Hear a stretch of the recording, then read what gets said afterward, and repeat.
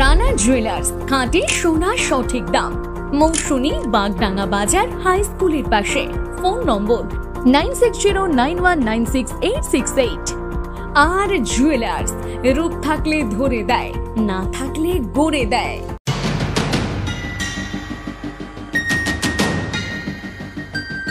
বৃষ্টিকে উপেক্ষা করে নামখানা বন দপ্তরের সামনে বিক্ষোভ দেখালেন প্রান্তিক ক্ষুদ্র মৎস্যজীবীরা। সকাল 10টা থেকে প্রায় 200 জন মৎস্যজীবী বন দপ্তরের সামনে বিক্ষোভ দেখান। এই বিক্ষোভ চলে প্রায় 2 ঘন্টা ধরে। জানা গিয়েছে, এই এলাকার বহু মানুষ নদীতে মাছ ও কাঁকড়া ধরে জীবিকা নির্বাহ করেন।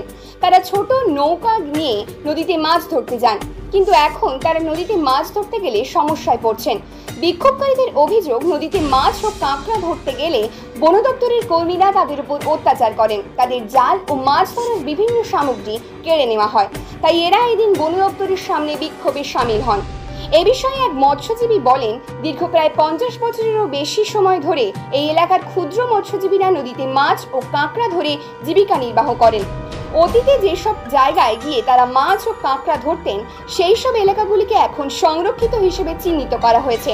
তাই ওখানে গিয়ে মাছ ধরার উপর নিষেধাজ্ঞা জারি করা হয়েছে। কিন্তু ওই সব এলাকায় না গিয়ে ক্ষুদ্র মৎস্যজীবীরা জীবিকা নির্বাহ করতে পারবেন না। তাই এদিন ক্ষুদ্র মৎস্যজীবীদের পক্ষ থেকে নামখানা বন দপ্তরের রেঞ্জারকে একটি ডেপুটেশন জমা দেওয়া হয়েছে। দাবি হচ্ছে আমাদের পুনরায় যে আইনগুলো ছিল, সেই আইন হিসেবে আমরা কাজ করছিলাম। হঠাৎ মাত্র ফরেস্টার রেঞ্জ অফিস নামখানা আমাদের কাজটাকে বন্ধ করে দেওয়ার লাইন করেছে। তার কিছুটা প্রমাণ আমরা পাচ্ছি। তার হচ্ছে বিএলসিগুলো মানে রিনিউয়াল ছেড়ে দিয়েছিল, তার পুনরায় 28-30 দিনের মাথায় রিনিউয়ালগুলোকে বন্ধ করে দিয়ে প্রত্যেকটা রিনিউয়ালকে মানে বিএলসিগুলোকে আটক করে তাদের একটাই দাবি আমাদের কাছে চাইছে যে ওখানে যেতে গেলে নানা ধরনের মানে ইস্যুগুলো তুলে ধরছে। কেমন ইস্যু?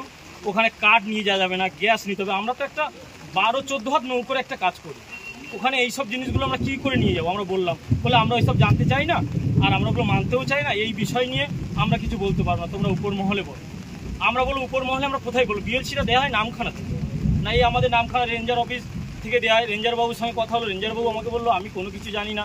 তখন আমরা বললাম, বাবু এই বিষয় নিয়ে আমরা কিন্তু অজুহাত শুনতে চাইছি না, আমাদের যে পুনরায় দাবি ছিল সেই দাবি আপনাদেরকে দিতেই হবে। তো উনি বলছে উপর মহল থেকে আমাদের আইন যেটা করেছে আমরা কি করে করবো? তখন আমি বললাম, মানে আমরা মৎস্যজীবীরা সবাই আসলাম পুনরায়, এটা নিয়ে 3 বার। উনি শুধু একটাই কথা বলছে, আমাদের উপর মহলের কাকুরা গেছে, মৎস্যজীবীর যিনি ছিলেন মুজাম উনিও গেছে, উনি রেঞ্জারবাবুর সঙ্গে বড়বাবুর সঙ্গে কথা বলছে। এবার আমরা বাইরে এই ঝড় জল বৃষ্টি মাথায় করে নিয়ে এই মৎস্যজীবী মা বোনরা এখানে এসছে, তাদের মানে পেটে ঘা লেগেছে, পেটে টান পড়েছে। টান পড়ার জন্যই তারা আজকে এই বৃষ্টি মাথায়, আজকে এই ভাদ্র মাসের বাদ পড়া অবস্থায় তাদেরকে এখানে আসতে হয়েছে।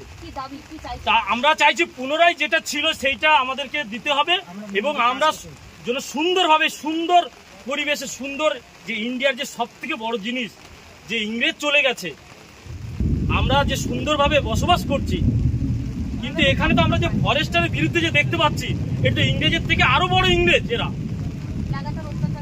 লাগাতার অত্যাচার চলছে, প্রত্যেকটা বছর এলে এরা দাবি করছে আমাদের পরে। আমরা সে আন্দোলন, এটা না সেটা, এটা হবে না, ওটা হবে না। হ্যাঁ, এই বিষয় নিয়ে আমরা চাইছি ফরেস্টারের বিরুদ্ধে আমাদের কঠোর আন্দোলন চলবে। যতক্ষণ না আমাদের এই দাবি না মানবে, আমরা ততক্ষণ আমার এই আইন চলবে। কাকদ্বীপ থেকে রবীন্দ্রনাথ মণ্ডলের রিপোর্ট, প্রান্তিক বাংলা।